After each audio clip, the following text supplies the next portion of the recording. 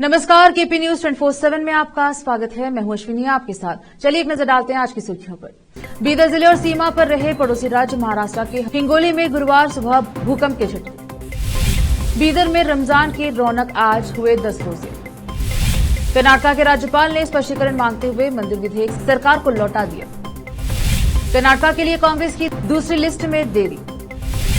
Election commission केंद्र सरकार पर हुआ सख्त, कहा तुरंत भेजना बंद करे ये मैसेज। सोनिया गांधी का बड़ा बयान, कहा प्रधानमंत्री कांग्रेस को आर्थिक रूप से पंगु बनाने की कोशिश कर रहे हैं।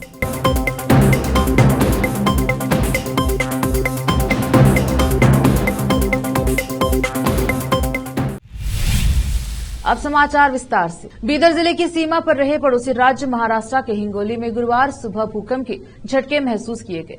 गुरुवार सुबह लगभग 6:08 पर 4.5 तीव्रता और 6:19 पर 3.6 तीव्रता का भूकंप रिक्टर पैमाने पर दर्ज किया गया। जिले में कुछ लोगों को धरती हिलने का एहसास भी हुआ। इसकी पुष्टि फोन पर हासिल करने का प्रयास करते रहे। हालांकि महाराष्ट्र के हिंगोली के भूकंप आने की सूचना जिलाधिकारी गोविंद रेड्डी ने दी है। विशेष संवाददाता की रिपोर्ट।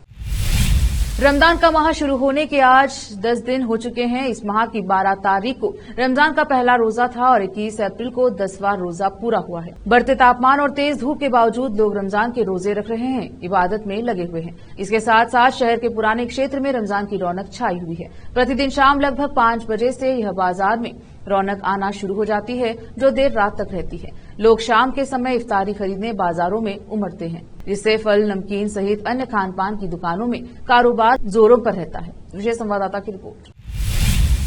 लोकसभा चुनाव 2024 की चुनावी प्रक्रिया देश भर में शुरू हो चुकी है। वहीं राजनीतिक पार्टियां अपने उम्मीदवारों के नामों की घोषणा कर रहे हैं। राज्य में कांग्रेस ने भी अपनी पहली सूची जारी कर दी है और दूसरी सूची लगभग तैयार है। मात्र कांग्रेस आलाकमान की घोषणा करने की देरी है।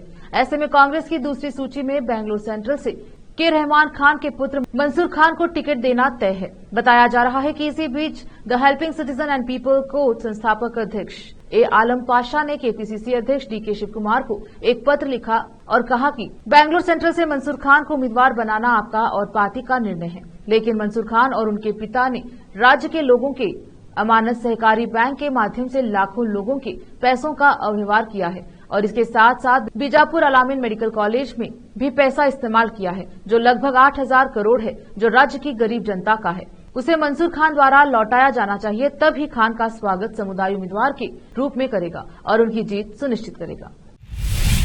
स्पष्टीकरण की मांग करते हुए कर्नाटक के राज्यपाल ने सरकार को वह विधेयक वापस भेज दिया है जिसमें 10 लाख रुपए से अधिक वार्षिक आय वाले मंदिरों से धन इकट्ठा करने की मांग की गई है, जिसमें कहा गया है कि पहले से संबंधित अधिनियम और इसमें किए गए संशोधनों से संबंधित एक मामला अभी भी सुप्रीम कोर्ट में लंबित है। कर्नाटक हिंदू धार्मिक संस्थान और धर्मार्थ बंदोबस्ती संशोधन विधेयक 2024 29 फरवरी को विधायिका के दोनों सदनों द्वारा पारित किया गया था। राज्यपाल थावरचंद गहलोत ने इस बारे में अधिक स्पष्टीकरण मांगा है कि क्या मामले के लंबित रहने के दौरान संशोधन किया जा सकता है, खासकर जब पूरे अधिनियम को उच्च न्यायालय ने पहले ही रद्द कर दिया हो और अपील में मामला अंतिम सुनवाई के चरण में हो।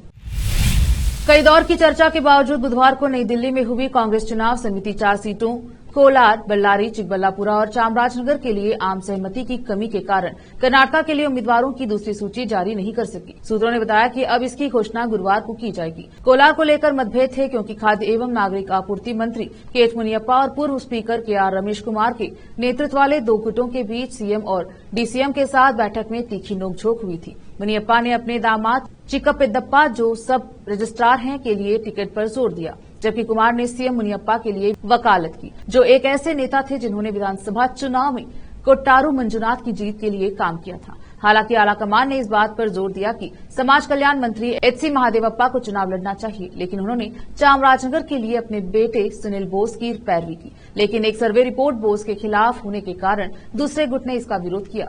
पूर्व विधायक नंजुंदा स्वामी एक दावेदार हैं बल्लारी में। हालांकि आलाकमान मंत्री बी नागेंद्र को चुनाव लड़ाना चाहता, लेकिन उन्होंने अपने भाई वेंकटेश प्रसाद के लिए टिकट मांगा। लेकिन पूर्व सांसद वीएस उग्रप्पा मजबूत दावेदार बनकर उभरे। चिकबल्लापुरा में यदि भाजपा सुमलता अमरीश को मैदान में उतारती है तो कांग्रेस शिवशंकर रेड्डी को चुनेगी, अन्यथा रक्षा रमैया को मैदान में उतारा जा सकता है।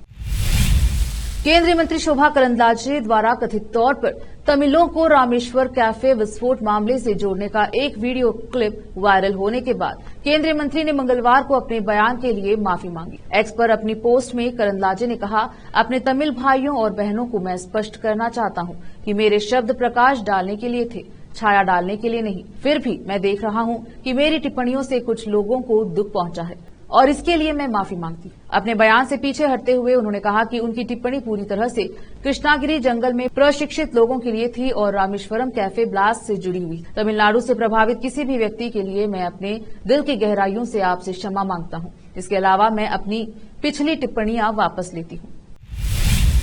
रुकते हैं छोटे से ब्रेक के लिए, जल्द लौटेंगे ब्रेक के बाद। हिंदुस्तान के हर कोने में हम हैं मौजूद। 24 घंटे हालात पर गहरी नजर, खबरों से जुड़े चुपते सवालात और आपको दिखाता है धार्मिक, सामाजिक, राजनीतिक, लोकल और इंटरनेशनल न्यूज की सबसे बेहतर कवरेज जो आपको रखती है हर पल बाखबर। देश और दुनिया भर की खबर के लिए देखते रहें केपी न्यूज 24/7। ब्रेक के बाद स्वागत है आपका, देखते हैं समाचार। चुनाव आयोग ने केंद्र सरकार पर सख्ती दिखाई है। आयोग ने आज इलेक्ट्रॉनिक्स और सूचना प्रौद्योगिकी मंत्रालय को व्हाट्सएप पर विकसित भारत मैसेज भेजने को लेकर तुरंत रोकने का निर्देश दिया है। इलेक्शन कमीशन ने इस मामले पर तत्काल माइटी से अनुपालन रिपोर्ट मांगी है। इलेक्शन कमीशन को इस बार कई सारी शिकायतें मिली थी, इसे लेकर आज आयोग ने एक्शन लिया।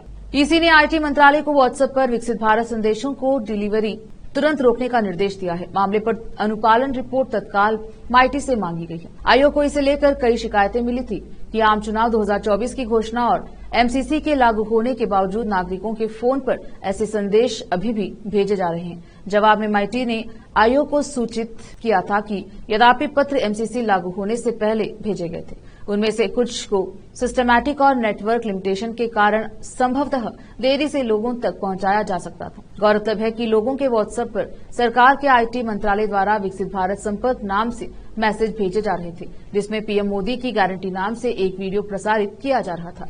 इसी को लेकर चुनाव आयोग के पास ढेर सारी शिकायतें की गई थी। इसे आम चुनाव की तारीख की घोषणा के बाद बीजेपी सरकार ऐसे मैसेज भेज रही है। मैसेज में यह लिखा गया, नमस्ते, यह संदेश प्रधानमंत्री श्री नरेंद्र मोदी जी के नेतृत्व वाली भारत सरकार के विकसित भारत संपर्क केंद्र द्वारा भेजा गया है। कांग्रेस संसदीय दल की प्रमुख सोनिया गांधी ने पार्टी के बैंक खातों को फ्रीज लेन देन पर रोक लिए जाने के मुद्दे पर गुरुवार को आरोप लगाया कि प्रधानमंत्री नरेंद्र मोदी द्वारा कांग्रेस को आर्थिक रूप से पंगु बनाने का सुनियोजित प्रयास किया जा रहा है। सोनिया गांधी ने नई दिल्ली में हुई एक प्रेस कॉन्फ्रेंस में कहा, प्रधानमंत्री द्वारा भारतीय राष्ट्रीय कांग्रेस को आर्थिक रूप से पंगु बनाने का सुनियोजित प्रयास किया जा रहा है। जनता से एकत्रित धन को रोका जा रहा है और हमारे खातों से जबरन पैसा छीना जा रहा है। सोनिया ने कहा कि इन सबसे चुनौतीपूर्ण परिस्थितियों में भी हम अपने चुनाव अभियान की प्रभावशीलता को बनाए रखने के लिए अपना सर्वश्रेष्ठ प्रयास कर रहे हैं। एक ओर चुनावी बॉन्ड का मुद्दा है, जिसे सुप्रीम कोर्ट ने असंवैधानिक करार दिया है। जैसा कि सभी जानते हैं, चुनावी बॉन्ड से बीजेपी को भारी और बड़े पैमाने पर फायदा हुआ है। दूसरी ओर प्रमुख विपक्षी दल कांग्रेस की वित्तीय स्थिति पर लगातार हमले हो रहे हैं। हम सभी का मानना है कि यह अभूतपूर्व और अलोकतांत्रिक है। दिल्ली के मुख्यमंत्री अरविंद केजरीवाल को हाईकोर्ट से तगड़ा झटका लगा है। केजरीवाल को ईडी की गिरफ्तारी से राहत नहीं मिल पाई है। दिल्ली हाईकोर्ट ने मुख्यमंत्री अरविंद केजरीवाल की गिरफ्तारी पर रोक लगाने से इनकार किया है और कहा कि इस स्तर पर हम अंतरिम राहत देने के इच्छुक नहीं हैं। हालांकि अदालत ने इस नई अंतरिम याचिका पर ईडी से जवाब मांगा है और मामले को 22 अप्रैल के लिए टाल दिया। अरविंद केजरीवाल ने ईडी के समन को चुनौती देने वाली अपनी याचिका में अंतरिम राहत की मांग करते हुए एक आवेदन दायर किया। केजरीवाल हाईकोर्ट से चाहते थे कि उन्हें ईडी की गिरफ्तारी से अंतरिम राहत दी जाए। अदालत ने कहा कि अब इस आवेदन को केजरीवाल की मुख्य याचिका के साथ सूचीबद्ध कर दिया गया है, जिस पर 22 अप्रैल को सुनवाई हो। अदालत ने इस नई अंतरिम याचिका पर ईडी से जवाब मांगा है। केजरीवाल के वकील ने कहा कि इस मामले में गिरफ्तारी से सुरक्षा की आवश्यकता है, क्योंकि चुनाव नजदीक होने पर केजरीवाल को पकड़ने की एजेंसी की मंशा स्पष्ट है। मुख्यमंत्री ने ईडी के समन को अवैध बताते हुए एजेंसी के समक्ष पेश होने से लगातार इनकार किया। अब वक्त एक और छोटे से ब्रेक का, जल्द लौटेंगे ब्रेक के बाद। हिंदुस्तान के हर कोने में हम हैं मौजूद। 24 घंटे हालात पर गहरी नजर, खबरों से जुड़े चुपते सवालात और आपको दिखाता है धार्मिक, सामाजिक, राजनीतिक, लोकल और इंटरनेशनल न्यूज की सबसे बेहतर कवरेज, जो आपको रखती है हर पल बाखबर। देश और दुनिया भर की खबर के लिए देखते रहें केपी न्यूज 24/7। ब्रेक के बाद स्वागत है आपका। देखते हैं समाचार। उत्तर प्रदेश के बदायूं में 2 मासूम बच्चों की निर्मम हत्या कर दी गई है। घर में घुसकर मासूमों की हत्या करने वाला आरोपी पुलिस एनकाउंटर में मारा गया। वहीं दूसरा आरोपी फरार था, जिसे आज गिरफ्तार किया गया है। मामले पर बसपा सुप्रीमो मायावती ने दुख व्यक्त किया। पूर्व सीएम मायावती ने दोषियों के खिलाफ सख्त कानूनी कार्यवाही की मांग की है। मायावती ने एक्स पर लिखा, बदायूं में 2 भाइयों की निर्मम हत्या की घटना अति दुखद व अति निंदनीय। दोषियों के खिलाफ सख्त कानूनी कार्यवाही जरूरी है, ताकि खासकर चुनाव के समय कानून व्यवस्था का माहौल न बिगड़े और न ही इसकी आड़ में राजनीति। इधर दोहरे हत्याकांड को अंजाम देने के बाद एनकाउंटर में मारे गए साजिद की पत्नी के बारे में खुलासा हुआ है। दावा किया गया था कि सादिक की पत्नी गर्भवती है और डिलीवरी के लिए अस्पताल में, लेकिन वह बिल्कुल ठीक है और गर्भवती भी नहीं है। वह बीते 15 दिनों से अपने मायके में रह रही है। साजिद ने खुद उसे ले जाकर अपने ससुराल में छोड़ा था। वो अपनी मां मिस्किन के साथ रह रही है। चुनाव आयोग द्वारा कुछ ही दिनों पहले लोकसभा चुनाव 2024 का बिगुल फूंका गया है। सभी राष्ट्रीय और क्षेत्रीय दल चुनाव को लेकर अपनी अपनी तैयारियों में जुट गए हैं और उम्मीदवारों के नाम का ऐलान कर रहे हैं। इसी क्रम में बिहार में लालू प्रसाद यादव की राष्ट्रीय जनता दल आरजेडी ने भी राज्य की 4 सीटों पर अपने लोकसभा प्रत्याशियों की घोषणा कर दी है। आपको बता दें कि बिहार में कांग्रेस और आरजेडी एक साथ चुनाव लड़ रहे हैं। आइए जानते हैं कि किन्हें मिला आरजेडी कोटे से टिकट। आरजेडी ने लोकसभा चुनाव के पहले चरण की सभी 4 सीटों गया, नेवादा, जमुई और औरंगाबाद से उम्मीदवारों का ऐलान किया है। पार्टी द्वारा गया लोकसभा सीट से कुमार सर्वजीत, नेवादा लोकसभा से आरजेडी ने विनोद यादव, औरंगाबाद से अभय कुशवाहा और जमुई लोकसभा से अर्चना रविदास को टिकट दिया गया है। बता दें कि औरंगाबाद से जिन अभय कुशवाहा को टिकट दिया गया, उन्होंने कल ही जेडीयू छोड़कर आरजेडी को ज्वाइन किया था।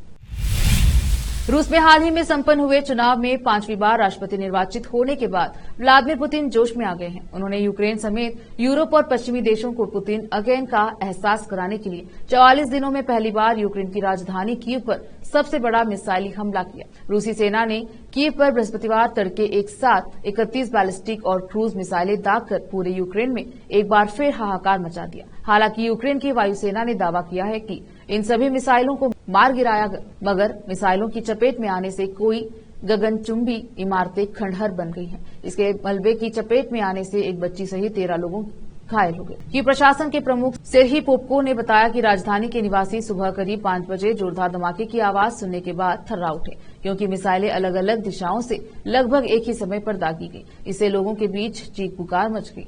यूक्रेन की वायुसेना ने बताया कि रूस ने राजधानी पर 2 बैलिस्टिक मिसाइलें और 29 क्रूज मिसाइलें दागी। नगर प्रशासन ने बताया कि हमले में घायल 11 साल की एक बच्ची और 38 साल के एक अन्य व्यक्ति को अस्पताल में भर्ती किया गया है। कीव के महापौर विटाली क्लित्स्को ने बताया कि 8 अन्य लोगों को हल्की चोटें आई हैं।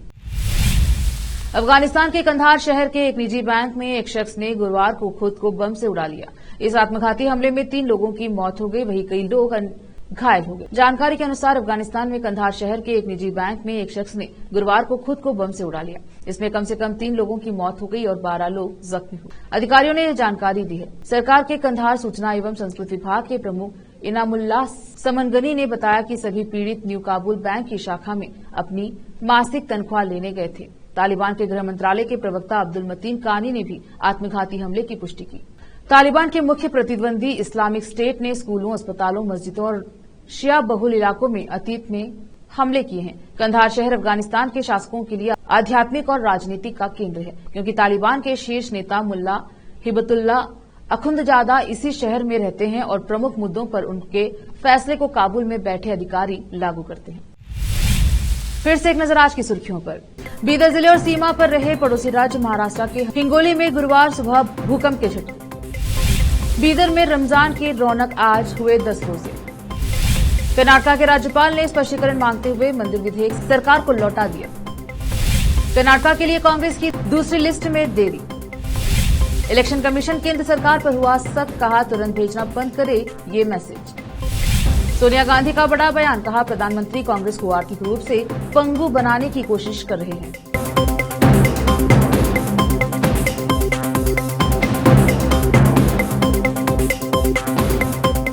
केपी न्यूज के बुलेटिन में आज इतना ही। देखते रहिए केपी न्यूज 24/7। धन्यवाद।